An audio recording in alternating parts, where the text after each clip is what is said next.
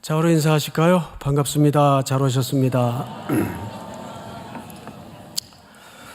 한 해 마지막 달 첫날입니다.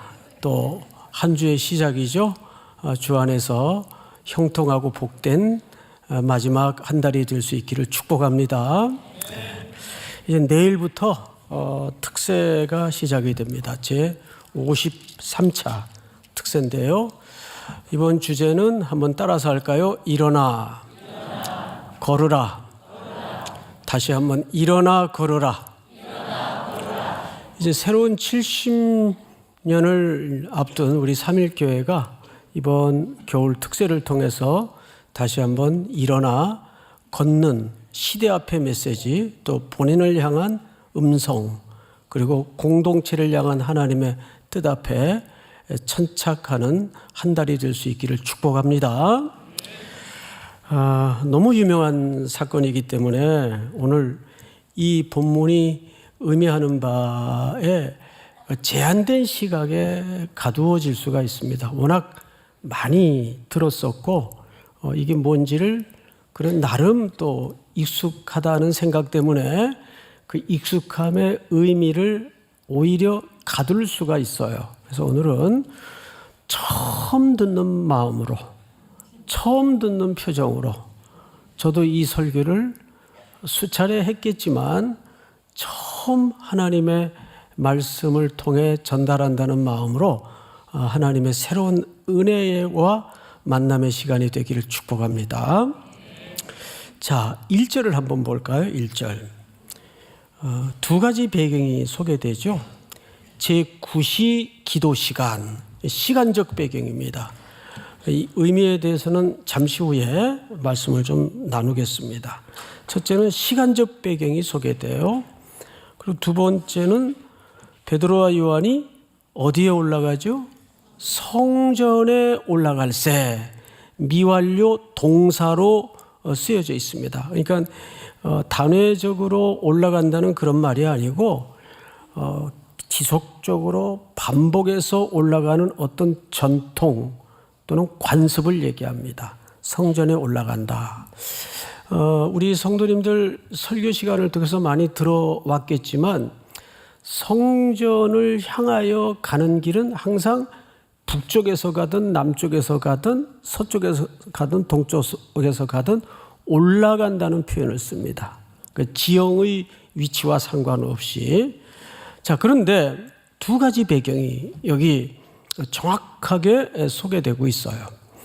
제9시 기도 시간에. 자, 여러분, 시편 55편 17절을 한번 참고해 볼까요?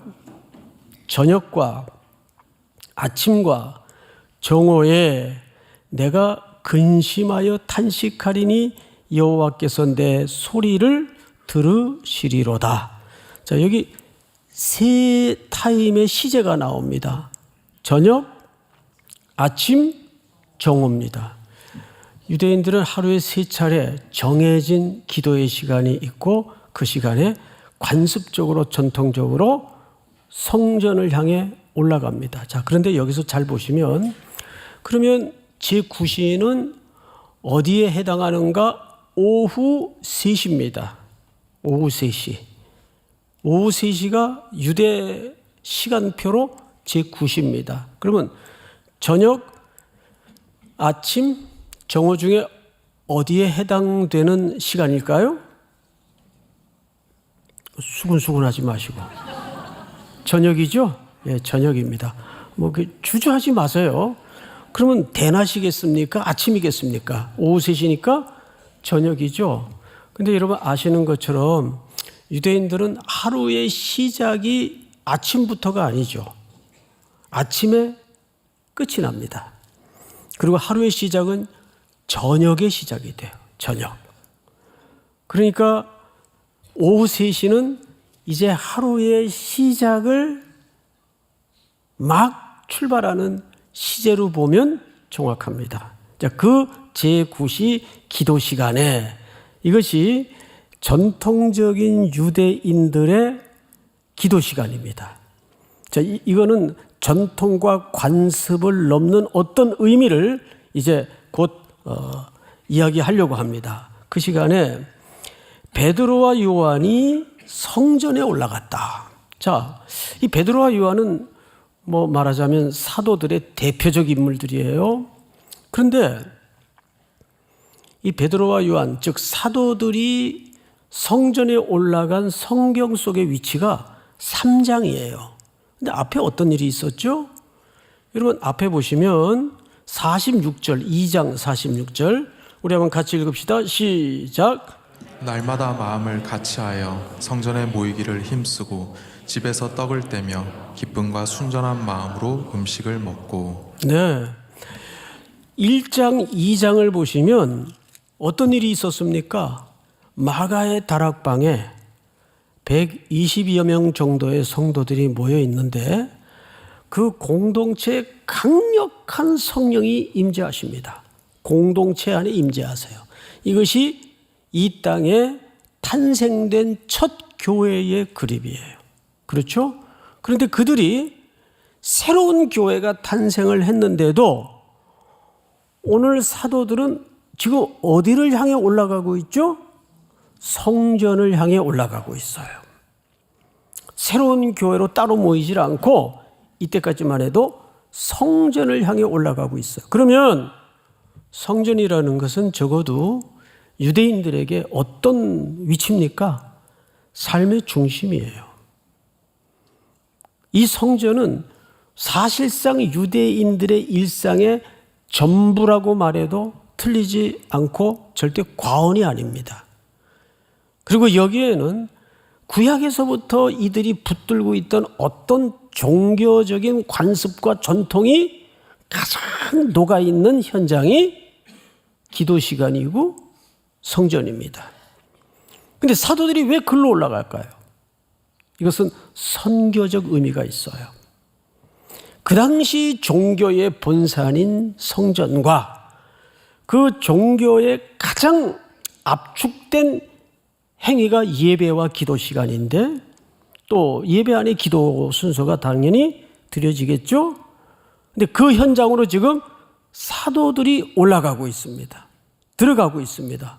그것은 뭐냐면 당시 유대교로서 백성들에게 그 시대 앞에 제 기능과 제 역할을 잃어버렸던 그 성전을 향해서 사도들이 올라가는 이유는 이것은 무언가 하나님께서 이 새롭게 태동된 공동체를 통해서 그 기초격인 사도들을 통해서 뭔가 새로운 변혁을 지금 하나님은 꿈꾸고 있는 거예요. 자, 2절을 한번 보십시다. 거기에 나면서 못 걷게 된 이를 사람들이 메고 오니 이 사람은 태어나면서부터 걷지 못하는 사람이에요. 그런데 4장 22절을 한번 보세요. 넘겨서 4장 22절을 보시면 이렇게 되어 있습니다. 이 표적으로 병 나은 사람은 몇 세나 되었더라? 40여세나 되었더라. 그러니까 이 사람은 최소한 나면서부터 걷지 못하는 사람이니까 40몇 년 동안을 걷지 못하던 사람이에요. 이 상태는 인간의 전적인 무능력, 전적인 무기력 상태를 대조시키면서 이제 하나님의 주권과 하나님의 전능하신 능력을 통해서 어떤 역사의 반전을 하나님이 말하고 싶은 걸까? 거기에 대비되는 인물로 나면서부터 걷지 못하는 전적으로 무능력한 인간의 군상을 이렇게 그림으로 배치시킨 거죠. 자, 2절을 다시 돌아가서 보시면 나면서 못 걷게 된 이를 사람들이 메고 오니 이는 성전에 들어가는 사람들에게 뭐 하기 위하여? 구걸하기 위하여 날마다 미문이라는 성전문에 두는 자라. 자, 우선 미문이 어떤 문인가 밝혀야 되는데 미문은 말미, 끄트머리 그런 의미가 아니고 이게 beautiful gate예요. 아름다운 문이에요. 왜 이 문 이름을 이렇게 붙였는가 하면 이유가 있습니다. 가장 아름다운 금장색으로 칠해서 설치한 문이 이 미문이에요. 여러 성을 주변으로 여러 문이 있을 텐데 그 중에 이 문은 가장 아름다운 황금으로, 그래서 골든 게이트라고도 합니다. 그 문이에요. 아름다운 문, 최고로 찬란한 문. 어쩌면 이스라엘 종교의 허영과 그 외모 지향적인 가치를 가장 압축해서 드러내는 문입니다. 자, 그런데 그 문 앞에 나면서부터 걷지 못하는 장애인과 구걸을 하는 한 인간의 군상이 앉아 있어요. 근데 성경에 보면 이렇게 표현하고 있죠. 성전 문에 두는 자라, 두는 자라. 거기에 누군가 매일 이 사람을 메어다가 앉혀놔요. 이 두는 자, 두다라는 이 동사도 아주 중요한 의미를 갖는데, 이 사람은 여기 오늘 처음 와서 앉아 있는 사람이 아니에요. 오랜 세월 동안 그 어느 시점은 알 수 없으나 어느 순간부터 오랜 세월 동안 이 자리에 놔두어지는 고착된 인생을 살아가는 사람이에요. 자, 이 아이러니한 대조가 뭘 성경은 드러내고 싶었고 뭘 얘기하고 싶을까요? 그렇게 찬란한 종교의 열정과 그들의 신앙을 뿜어내는 총화적인 현장에 나면서부터 걷지 못하고 오늘도 이 한 끼를 얻어먹지 못하면 생존이 안 되는 이 거린이 거기 놓아져 있어요. 어떻습니까? 이것은 정확하게 그 시대의 종교의 무능력하고 무기력한 상태를 고발하고 있는 내용이에요. 이 메시지는 오늘날 우리 삼일교회를 포함해서 우리 한국교회가 뼈아프게 들어야 될 음성입니다.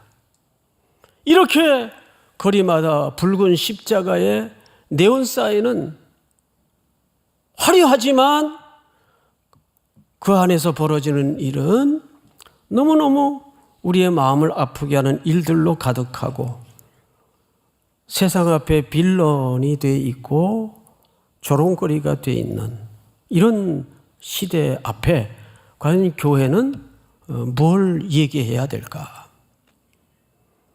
가장 찬란한 뷰티풀 게이트 앞에 나면서부터 걷지 못하고 오늘도 무언가 얻어먹고 구걸해야 되는 이 무기력한 한 인간이 고착된 상황에서 아무것도 변하지 않는 상황에서 여기 앉아 있어요. 자, 그런데 이 사람이 구걸을 하기 위해서 앉아 있다 그래서 구걸하기 위해서. 자, 3절을 한번 제가 보십시다. 그가 베드로와 요한이 성전에 들어가려 함을 보고 뭐 했다고 되어 있죠? 구걸하거늘. 자, 이 거리는 그들이 어떤 사람인지 뭘 안고 있는 사람인지 잘 몰라요. 그러니까 그 사도들을 보고 구걸을 했어요. 그러니까 생존을 위해서 오늘도 그 구걸을 하지 않으면 안 되는 고착된 인생이에요. 이것이 어쩌면 인간의 한계를 가진 필요입니다. 무슨 뜻인가 하면 인간은 자기가 진짜 뭘 필요하는지 모를 때가 있어요. 그게 제일 슬픈 것 같습니다. 이런 거죠. 네가 지금 정말 필요한 게 뭔지를 너 아직 모르는구나. 우리 어떤 대상을 지도할 때 그런 답답함을 가질 때가 있죠. 아이들 키울 때도 마찬가지. 아이고, 얘가 지금 지가 정말 필요한 게 뭔지도 모르고 저러고 저 엉뚱한 거 찾아서 헤매고 다닌다. 그런 느낌을 지울 수가 없을 때가 많습니다. 근데 3절이 정확히 그 대목이에요. 그가 베드로와 요한이 성전에 들어가려 함을 보고 구걸하거늘. 이것이 인간들이 시야가 갇혀 있는 제한된 필요. 근데 정말 그 제한된 필요를 넘어서 그 이상의 찬란한 하나님의 나라와 그 분 안에 있는 무한대의 그 부여를 못 보니까 제한된 필요에 갇혀서 늘 그것만 구하는, 사실 예수를 믿는다고 해도 우리의 기도의 내용을 들여다보면 우리도 여전히 그 제한된 시선과 시야에 머무는 필요로 하나님 앞에 구할 때가 많아요. 이건 여기 성경에 등장하는 이 사람만의 문제는 아니에요. 그리고 성경을 맞아 보십시다. 4절. 베드로가 요한과 더불어 주목하여 이르되 우리를 보라. 자, 베드로와 요한 사도가 그 거린을 주목했습니다. 그리고 우리를 보라 그랬어요. 이 주목과 그리고 우리를 보라는 메시지는 비슷한 메시지 같지만 조금 차이가 있습니다. 첫째, 교회 공동체가 하나님의 백성들이 일상 속에서 이 사람의 이 자리와 이 시간은 유대인들에게, 이 거린들에게 늘 일상에서 벌어지고 있는 광경이고 장면입니다. 맞죠? 매일 우리가 만나는 장면이에요. 그 일상 속에서 거린은 제한된 시선에 가두어져서 구걸을 하고 있었어요. 그때 베드로와 요한이 주목했어요. 교회는 이 시선을 잃어버리면 교회의 중요한 역할을 잃어버리는 겁니다. 항상 교회는 이렇게 제한된 시선에 자기가 뭐가 필요한지도 모른 채 살아가는 인생들을 향해서 뭐 해야 돼요? 주목해야 돼요. 그것이 교회가 이 땅에 존재하는 미셔널 처치로서의 역할입니다. 믿습니까? 교회가 그걸 놓쳐버리거나 그걸 외면하면 그건 교회 아니죠. 그런데 이 사람이 자기가 뭐가 정말, 그러니까 니드에는 두 가지 니드가 있어요. 리얼 니드가 있고 펠트 니드가 있어요. 펠트 니드는 당장 현장에서 필요한 거, 먹을 거, 내 당장 쓸 거, 이런 거는 펠트 니드라고 할 수 있겠죠. 그런데 이 사도 베드로와 요한은 주목하면서 우리를 보라 그랬어요. 그러자 이 거린의 표정을 잘 보세요. 5절. 그가 그들에게서 무엇을 얻을까 하여 바라보거늘. 자, 여기서 무엇을 얻을까라는 표현이 굉장히 사실은 모호한 표현입니다. 그러니까 이 말은 뭘 반증하냐 하면 정말 자기가 뭐가 필요한지 모르고 있다는 뜻입니다. 그 뭘 얻을까? 뭐 이거든 저거든 뭘 줄까? 뭘 얻을까?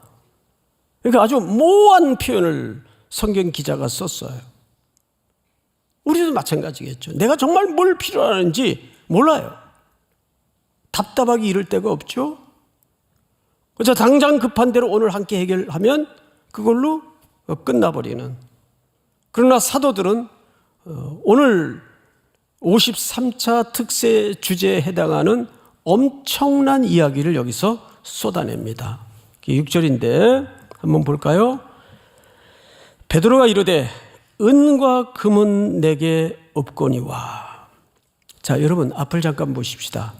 여기 사도들이 은과 금은 내게 없다라는 말은 은과 금이 없다 그 얘기가 아니라 이런 의미가 이 어법 속에 감추어져 있습니다. 우리는 은과 금의 위력으로 인생을 기초하지 않는다, 그 뜻이에요.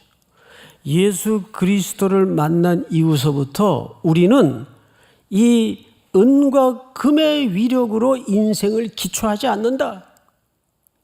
그게 전혀 필요 없다거나 없다라는 그런 단순한 문자적 의미가 아니라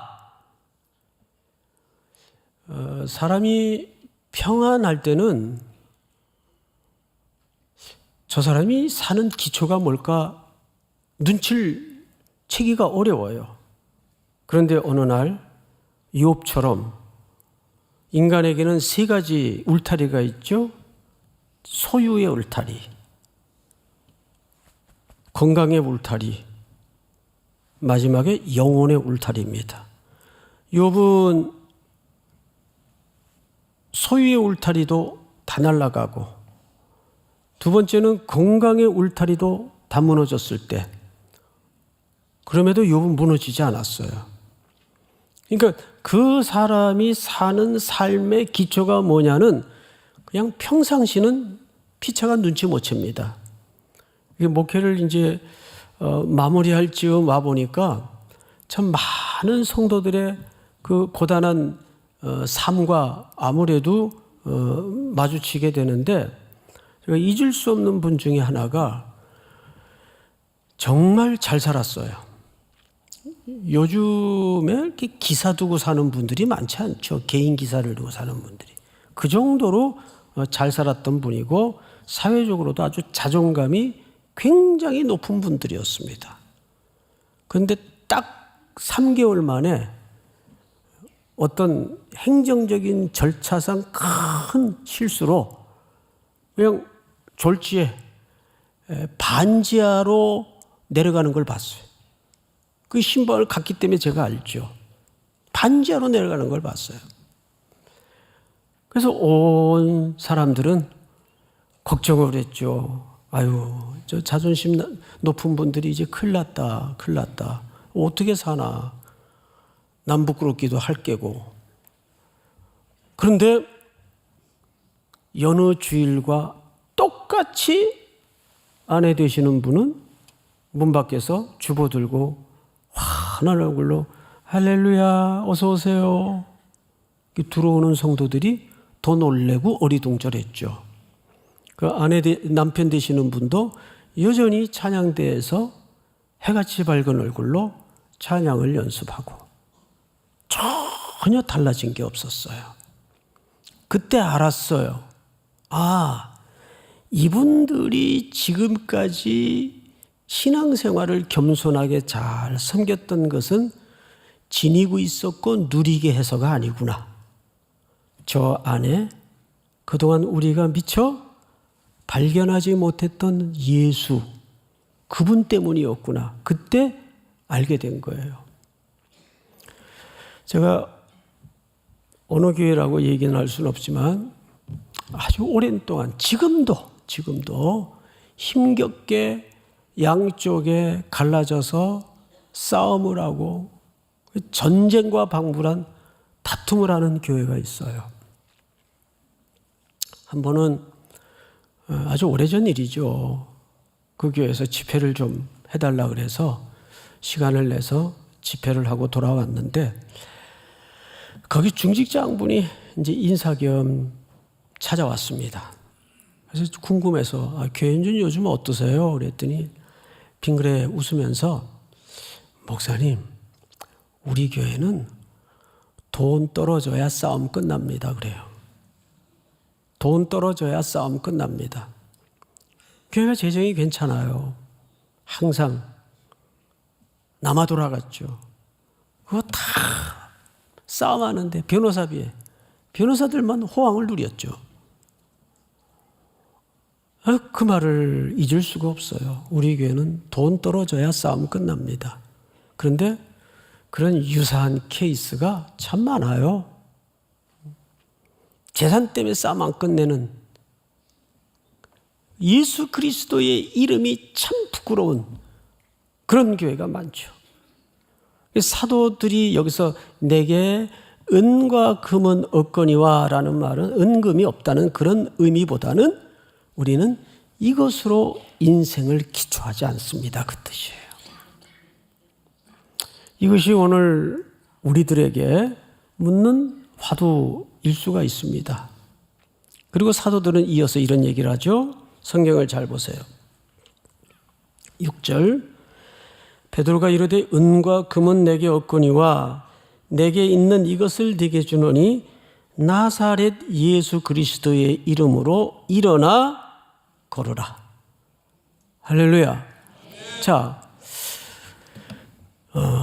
우렁찬 아멘은 좋은데 이제 이 나사렛 예수 그리스도의 이름으로, 왜 앞에 그냥 예수라든지 그리스도라든지 해도 의미가 전혀 달라지진 않을 텐데 그 앞에 무슨 예수? 나사렛 예수. 나사렛 예수. 여러분 성경에도 나오죠. 나사렛이라는 이스라엘 땅에서의 위치는 어떤 의미를 담고 있죠? 사람들끼리 이런 말이 회자될 정도로 가슴 아픈 가난한 동네였습니다. 나사렛에서 무슨 선한 게 나겠느냐. 이게 이스라엘 사람들의, 그 시대 사람들의 보편적 인식이었습니다. 근데 예수님은 베들레헴 땅에 나셔서 주로 어디서 자라셨습니까? 그 척박하고 가난한 나사렛 동네에서 자랐어요. 그래서 나사렛 사람의 별명이. 그러니까 예수님은 여기 또 하나의 의미를 갖게 하는데, 실제한 역사 속에서 하나님의 아들이신 예수 그리스도께서 육신의 몸을 입히우셔서 이 땅에 실제한 역사 속에 오셨다 그 뜻이에요. 온전한 인간으로서, 온전한 하나님의 아들로서. 근데 그분이 우리 죄를 위해서 십자가에 죽으시고 우리를 대속하셔서 우리에게 새로운 인생, 새로운 생명을 주신 분이죠. 이건 뭘 얘기합니까? 기독교는 공허한 종교가 아니에요. 그래서 마음에 어떤 위안이나 주는 그런 종교가 아닙니다. 기독교는 그냥 예수예요. 예수. 그 예수께서 실제한 삶 속에 찾아오셔서 우리의 인생을 갈아엎으시고 새로운 삶을, 새로운 변화를 선물하신 분이 나사렛 사람 예수 그리스도입니다. 기독교는 공허한 어떤 정신휴양이나 하는, 마음이나 달래는 그런 종교가 아니라 살아있는 실체, 예수를 만나는 사건입니다. 믿습니까? 이 만남과 이 변화가 이번 53차 특세를 통해서 다시 한번 새로운 70년을 향하여 그 길목에 선 삼일교회가 들어야 될 음성을 듣고, 또 우리 교회가 70년을 준비하는 가장 중요한 또 6대 담임 목사님도 잘 찾아지고 만나지도록 축복합니다. 아울러 내 삶의 자리를 돌아보고 여기에 등장하는 인물처럼 40년이 넘도록까지 고착되어 변화가 없는 그냥 종교인으로서 죽어있는 삶의 자리는 없는가를 돌아보고, 그 자리도 예수 그리스도의 능력으로 일어나 걷게 되는 변화와 전환의 역사가 나타날 수 있기를 주의 이름으로 축복합니다. 우리 다 일어나십시다. 우리 찬양하겠습니다.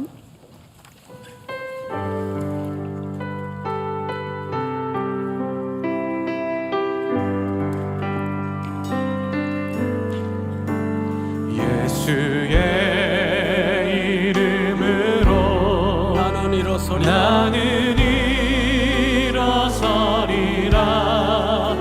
주가 주신 능력으로 나는 일어서리라. 원수가 날 향해 와도 쓰러지지 않으리. 주가 주신